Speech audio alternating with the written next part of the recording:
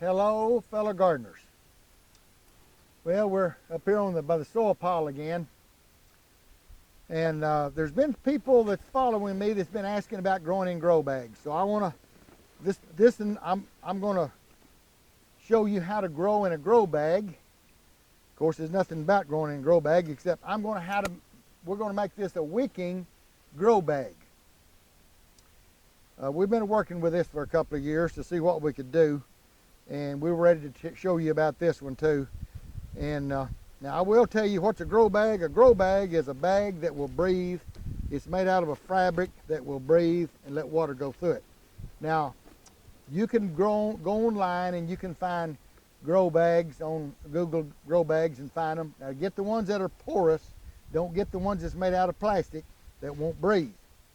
See, a solid plastic one would hold water and everything, and that's not what you want. We want one that's porous. And now this is one, I didn't buy this one. We made this one out of ground cover. Now you can also go on Google Smart Pot. They're in Oklahoma City.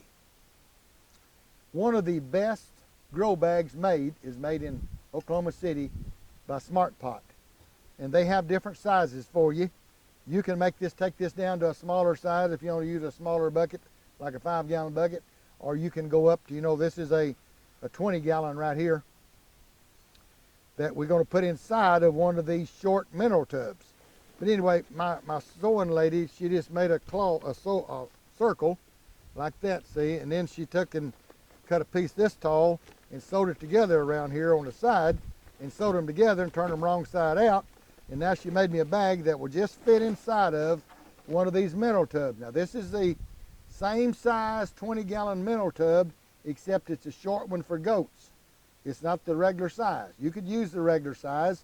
You just kind of eliminate some of the breathing. I'm just trying to show you a way here to use these smaller tubs, or cut it half in two and use the bottom half only.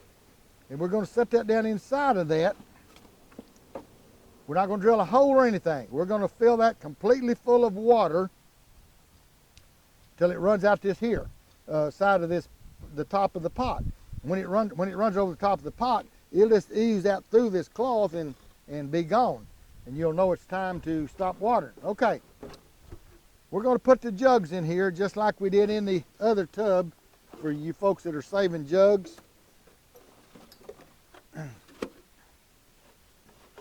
Bear with me just a minute and I'll get these 6 jugs inside of here. And we'll let Jack take a look at this with you.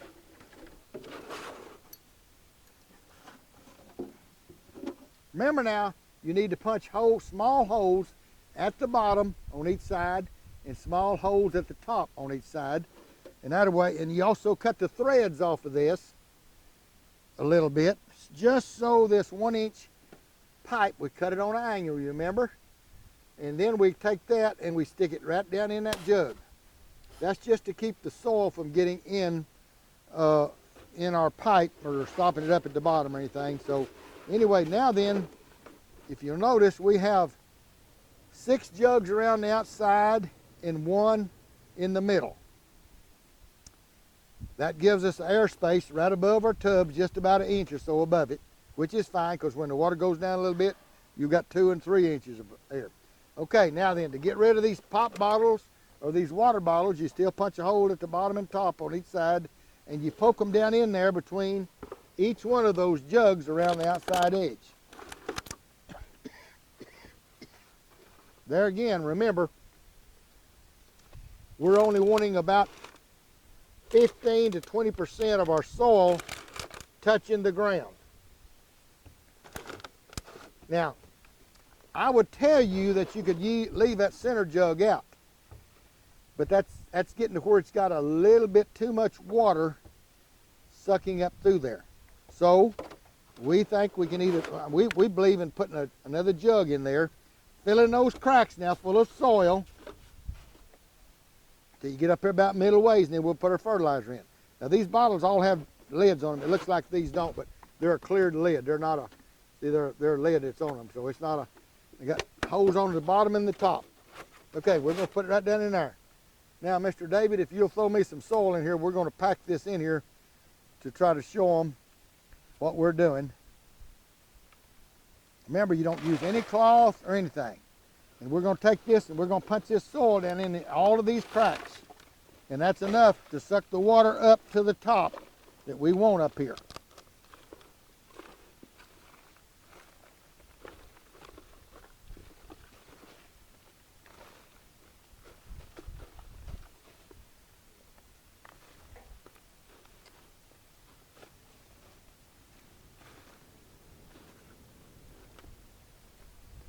Okay, David, let's stop for a minute. That's tall enough up now that we... All right, there you see, we've filled it half full. We still got our bag. Let me get my fertilizer over here.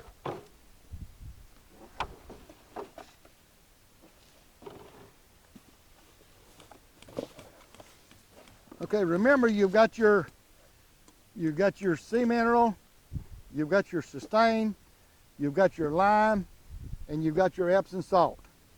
That's the four that the main ones we want to put in there. You can put other things that you want to add, no problem.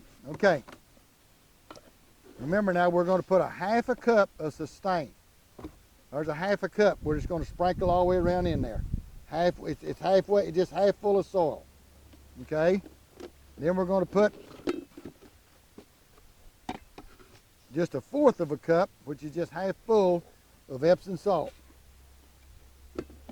The lime the same way. We're only going to get us a fourth of a cup. That's half of that half a cup full. It makes a fourth. Go over here and get our sea mineral and put a fourth of it in. There we go. We're going to scatter that in there. Now we have our fertilizers in there. Now then we're ready to finish it, filling it on up. Okay. Bring me some soil.